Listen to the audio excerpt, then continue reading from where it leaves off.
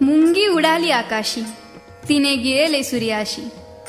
मुंगी उडाली आकाशी, तिने गिळले सूर्याशी. महाराष्ट्रात अनेक संत महात्मे होऊन गेले. या संतांबरोबरच अनेक स्त्री संत समाविष्ट आहेत, ज्यांनी समाजकार्यात बहुमूल्य वाटा उचलला आहे, ज्यांनी माय मराठीच्या सारस्वतात भक्तीचा मळा फुलवला आणि मराठी साहित्याचे दालन भावसंपन्न केले, ज्यांना असामान्य बुद्धिमत्ता लाभली, ज्या अलौकिक भावंडांच्या वलयात वाढल्या. भक्तियोग मार्ग यात पारंगत असलेल्या ज्ञानेश्वरांची बहीण म्हणजेच मुक्ताबाई. संत मुक्ताबाई यांचा जन्म महाराष्ट्रातील आपेगाव येथे इसवी सन 1279 साली झाला. या महाराष्ट्रातील संत कवयित्री होत्या. संत मुक्ताबाई मुक्ताई या नावाने ओळखल्या जातात. रुक्मिणीबाई व विठ्ठलपंत हे त्यांचे आई वडील. संत निवृत्तीनाथ, संत ज्ञानेश्वर व संत सोपानदेव हे मुक्ताबाईंचे थोरले भाऊ होते. खरे तर विरक्ती, ज्ञान, भक्ती आणि मुक्ती यांचे मूर्तिमंत स्वरूप घेऊन निवृत्ती, ज्ञानदेव, सोपान आणि मुक्ता जन्माला आली. साक्षात दिव्यत्वाची ही 4 रूपे रुक्मिणी आणि विठ्ठलपंतांचे मातृपितृत्व धन्य करणारी. पण हे दिव्यत्व जगाला समर्पित करून माता पित्याला जगाचा निरोप घ्यावा लागला. पोरवयातच निवृत्तीनाथ आणि त्यांच्या भावंडांना संन्यासाची पोरं म्हणून वाईट टाकून त्यांची विटंबना केली गेली. पण हे सारे भोग सोसत ही 4ही बहीण भावंडांनी ब्रह्मविद्येची अखंड उपासना केली. आपल्यानंतर आपली मुलं सुखी राहावीत या आशेने विठ्ठलपंत आणि रुक्मिणीबाई यांनी निर्दय समाजाने दिलेल्या देहांत प्रायश्चित्ताचा निर्णय मान्य करून देहत्याग केला. मातापित्याच्या या देहत्यागानंतर त्या अनन्यसाधारण कुटुंबाच्या गृहिणी पदाची जबाबदारी मुक्ताबाईवर येऊन पडली. ती तितक्या समर्थपणे तिने उचलली आणि पेलली. आपल्या भावंडांची जणू ती माऊलीच झाली. त्यामुळे खेळण्या बागडण्याच्या वयातच मुक्ताई प्रौढ, गंभीर आणि सोशिक समंजस बनली.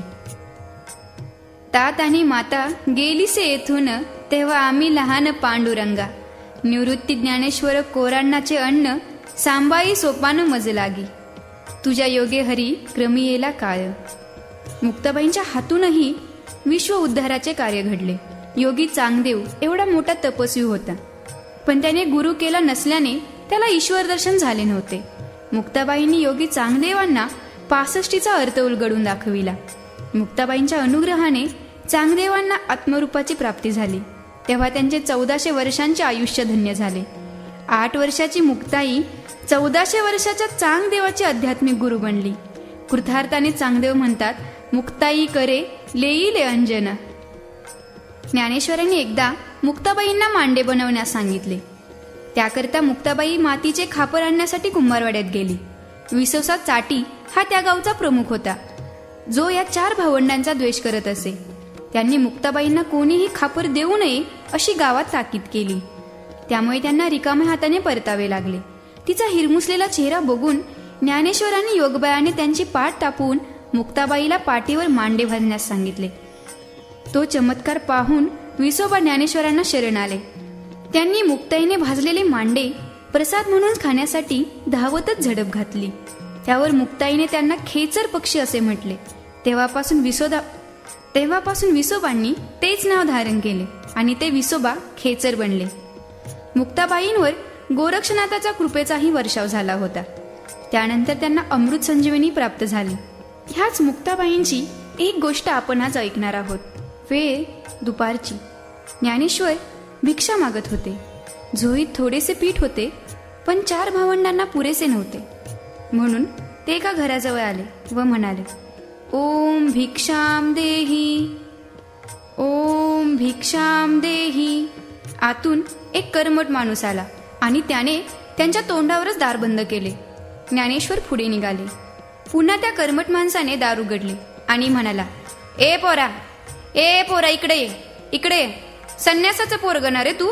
भिक्षा पाहिजे ना तुला? ये इकडे. हे घे पीठ. आणि पीठ म्हणून झोळीमध्ये मातीच टाकली. ज्ञानेश्वर मान खाली घालून निघाले. पुन्हा त्या कर्मठ माणसाने झोळी उचलली आणि म्हणाला, ह्या भाकरी पण घेऊन जा. आणि असे म्हणत त्यांच्या झोळीत गोवऱ्या टाकल्या आणि त्यांना तिथून हाकलून दिले. संध्याकाळ झाली होती. इकडे मुक्ताईने विठ्ठलाच्या मूर्तीसमोर सांजवात लावली. ही मूर्ती तेवढीच तिच्या आईबाबांची आठवण. ती हात जोडून रामरक्षा म्हणू लागली. तिला चाहूल आली की ज्ञानदादा आलाय. तिने पटकन रामरक्षा उरकली आणि पानं मांडली. निवृत्ती आणि सोपान दोघं येऊन बसले. अरे तुम्ही दोघेच कसे आला? ज्ञानदादा कुठे आहे? त्यावर सोपान म्हणाला, भूक नाही म्हणतो. असं कसं भूक नाही म्हणतो? भूक नसायला काय झालं? मीच बोलावून आणते. आणि ती खोपट्यात गेली. हे खोपटं म्हणजे ज्ञानेश्वरांच्या एकांताची जागा. दादाची झोळी तर इथेच दिसते. अगं बाई, या झोळीत तर माती आणि गोवऱ्या. हे कर्मट लोकांनीच केलं असेल आणि त्यामुळेच ज्ञानदादा चिडला असेल आणि त्यामुळेच तो ताटी उघडत नसेल. आणि ती ज्ञानदादाला ताटी उघडण्याची विनंती करू लागली. चिंता क्रोध मागे सारा, ताटी उघडा ज्ञानेश्वरा. चिंता क्रोध मागे सारा, ताटी उघडा ज्ञानेश्वरा. योगी पावन मनाचा, साही अपराध जनाचा. विश्वरागे झाले वन्नी, संती सुखे व्हावे पाणी. शब्द शस्त्रे झाली क्लेश, संती मानावा उपदेश. विश्वपटा ब्रह्मदारा, ताटी उघडा ज्ञानेश्वरा. ब्रह्म जैसे तैशा परी, आम्हा वडील भूते सारी. अहो क्रोध यावे कोटे, अवघे आपण निघोटे. जीवदातांनी चावली, कोणे बत्तीशी तोडली. मन मारुनी उन्मन करा, ताटी उघडा ज्ञानेश्वरा. ताटी उघडा ज्ञानेश्वरा. हे ज्ञानदादा, कोणी वाईट वागलं तर क्षमा करावी, हे तूच सांगतोस ना रे. आणि आज स्वतःच रागून बसलाय. अरे या झोळीत माती टाकणाऱ्यांची बुद्धी भ्रष्ट झाली असणार. पण म्हणून तू का कष्टी होतोस? अरे शेत उगवतं तिथं तर तण असायचेच ना. फुले फुलतात तिकडे काटे खुपायचेच. केवढा फुलतो तिथे नाग निघायचाच. सारं जग जरी आगीसारखं दाहक झालं तरी संतांनी पाण्यासारखं शीतल असायला हवं. दातांनी जीभ चावली म्हणून कोणी बत्तीशी तोडतं का रे? अरे या कर्मट लोकांमुळे साऱ्या जगावर रुसायचं का? तुम्हा संत मंडळींवर तर खूप मोठी जबाबदारी आहे. तुम्ही अवघ्या विश्वाला तारायला हवं. हे मी सांगायला पाहिजे का रे तुला? ए दमले रे ज्ञानदादा, मी पाय दुखले रे माझे. तुला तुझ्या बहिणीची दया नाही येत का? विसरणारे राग, क्षमा करणार लोकांना. तुझ्यावर प्रेम करणाऱ्या दिनदुबळ्या लोकांसाठी दार उघड. अंधारात साथ पडणाऱ्या या समाजासाठी दार उघड. ज्ञानाचा दीप लावण्यासाठी दार उघड. तुझं सामर्थ्य दाखवण्यासाठी दार उघड. विश्वकल्याणासाठी घालत असलेली साध ऐकून ज्ञानेश्वर खडबडून जागे झाले. मुक्ताईने त्यांच्या आयुष्यात पसरलेल्या नैराश्याचं काळोख दूर केलं. दारात उभे असलेल्या मुक्ताईला ते म्हणाले, मुक्ता, तू आज माझी उद्धारकर्ता झाली आहेस. तू मला संतांच्या ठायी असलेल्या गुणांची आठवण करून दिली. मला आता विश्वकल्याणाच्या कार्यात भाग घ्यायचा आहे. खरोखरच मुक्ताईने प्रत्यक्ष जीवनात अध्यात्म कसे जगावे हे ज्ञानेश्वरांना दाखवून दिले. संत मुक्ताबाईंनी ताटीचे एकूण 42 अभंग लिहिले, जे सुप्रसिद्ध आहेत. त्यात चांगदेव यांच्या शिष्याने लिहिलेल्या आणि आता त्यांच्या नावाने छापलेल्या 6 अभंगाचाही समावेश आहे. याशिवाय नामदेव गाथेमध्ये किमान 15 अभंग असे आहेत, जे नामदेव भक्त गर्व परिहार या शीर्षकाखाली मुक्ताई यांनी लिहिले आहेत. तिने ज्ञानेश्वरांना आदिनाथांपासून गहिनीनाथांकडे आणि त्यांच्याकडून निवृत्ती ज्ञानदेवाकडे आलेल्या नाथ संप्रदायाची आठवण करून दिली. घराण्याच्या मोठेपणाचे, योगीपणाचे स्मरण दिले. जो जनाचे अपराध सहन करतो तो योगी. अवघे विश्व जरी आपल्यावर रागवले तरी जलासारखे थंडपणे घेऊन त्या क्रोधिग्नाला विझवायचे. लोकांच्या शब्दरूपी शस्त्राने जरी त्रास झाला तरी चांगला उपदेश मान्य करायचा.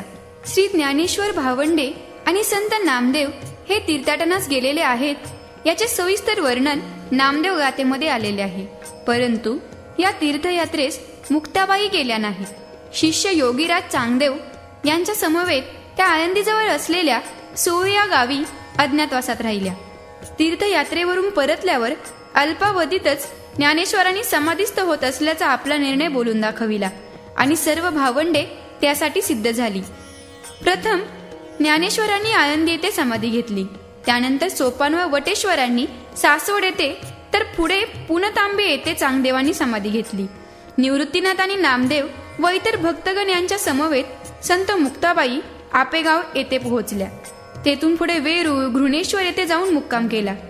पुढच्या वाटचालीच्या दरम्यान ज्ञानबोध ग्रंथाची निर्मिती झाली आणि नंतर वैशाख वैद्य दशमी या दिनी मुक्ताबाई तापितिरी स्वरूपकार झाल्या. मुक्ताबाईंनी निवृत्ती मुक्ताई संवाद रूप ज्ञानबोध या ग्रंथाचे लेखन केले असे संशोधनाअंती स्पष्ट होते. या ग्रंथामध्ये संत निवृत्तीनाथ आणि संत मुक्ताबाई यांचा संवाद आलेला आहे. या ग्रंथाच्या सुरुवातीला निवृत्तीनाथांनी मुक्ताबाईंच्या 124 अभंगांमध्ये प्रश्न विचारले आहेत आणि त्या प्रश्नांना मुक्ताबाईंनी 54 अभंगांमध्ये उत्तरे दिली आहेत. मुक्ताबाई समाधीस्थ होण्याच्या थोडेसे आधी झालेले हे लिखाण असावे असे त्यातील अंतर्गत संदर्भावरून लक्षात येते.